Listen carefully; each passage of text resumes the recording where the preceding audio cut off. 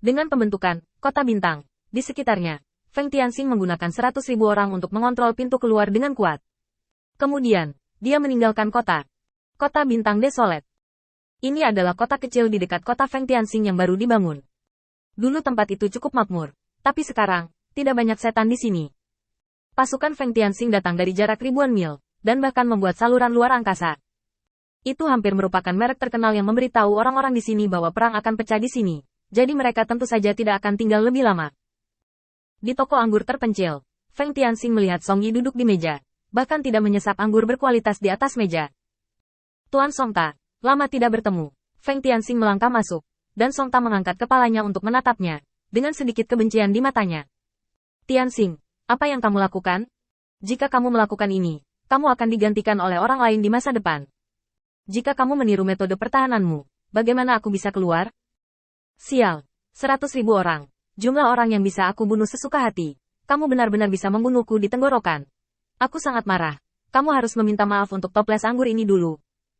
Feng Tianxing tertawa terbahak-bahak, datang ke meja dan duduk, mengangkat toples anggur dengan santai, dan meminum semuanya dalam satu tegukan.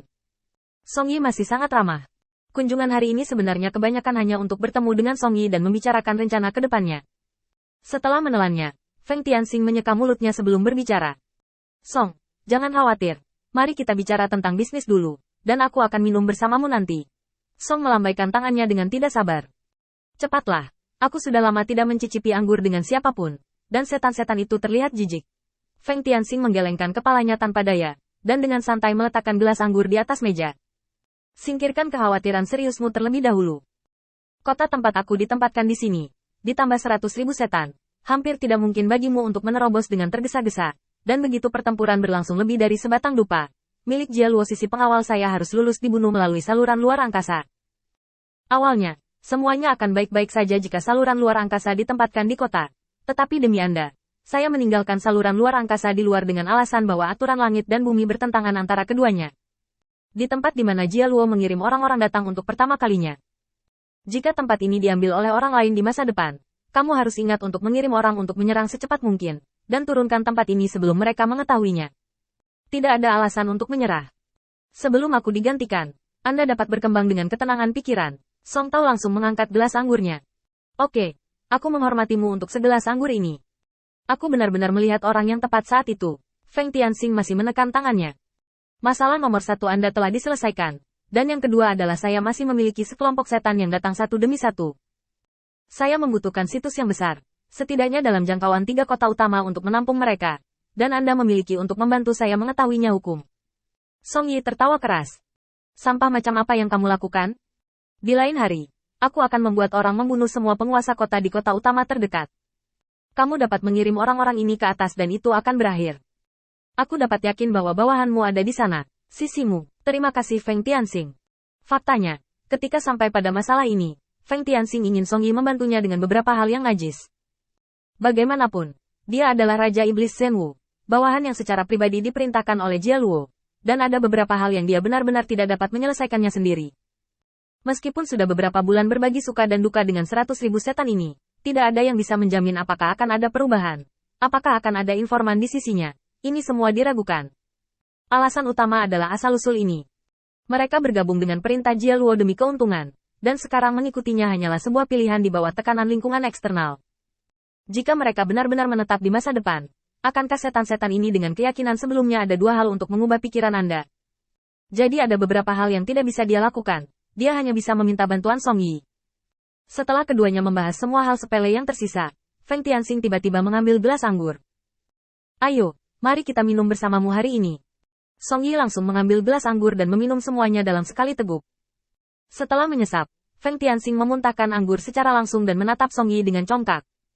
Nenek moyangmu tidak memberimu tip tentang cara membuat anggur? Song mengatupkan mulutnya. Ini masalah hidup dan mati. Siapa yang ingat membuat anggur? Feng Tianxing dengan santai mengeluarkan anggur yang dia kirim seseorang untuk diseduh sebelumnya dari cincin sumi, dan meletakkannya di atas meja dengan ekspresi tegas di wajahnya. Datang dan cicipi ini. Lembut di mulut, garis tenggorokan, arak beras standar.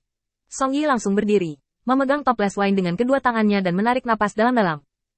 Tiba-tiba, ekspresi puas muncul di wajahnya. Anggur jenis ini harus layak untuk identitas saya sebagai ras manusia. Anggur lain-lain dari ras iblis seperti minuman keras. Saya tidak akan sopan kepada Anda. Berapa banyak anggur yang Anda miliki? Saya pasti akan menghemat kamu seteguk. Feng Tianxing melambaikan tangannya. Dan segera, seluruh ruangan dipenuhi dengan toples anggur. Katanya dengan cara yang agak megah. Jika kamu tidak bisa menyelesaikan minumnya, kamu mengemasnya dan membawanya pergi.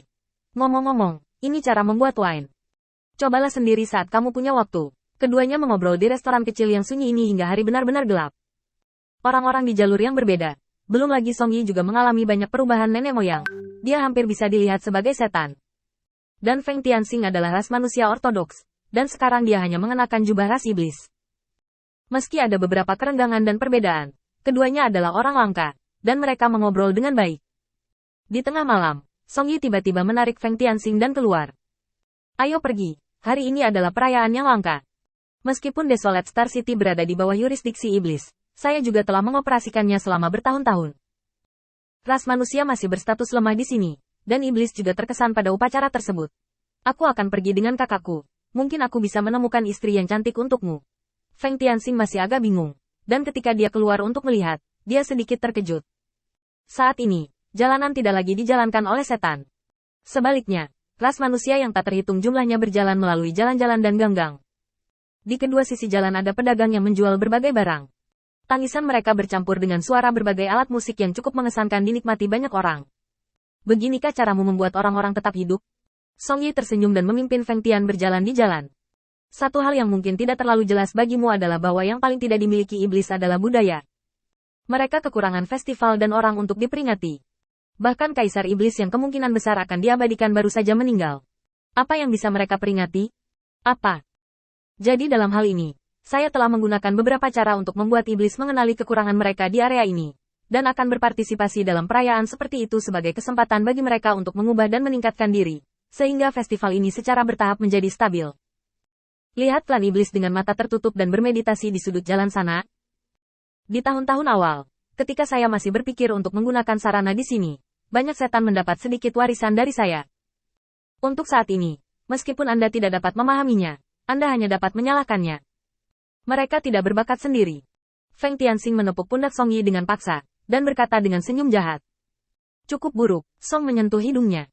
Saling satu sama lain.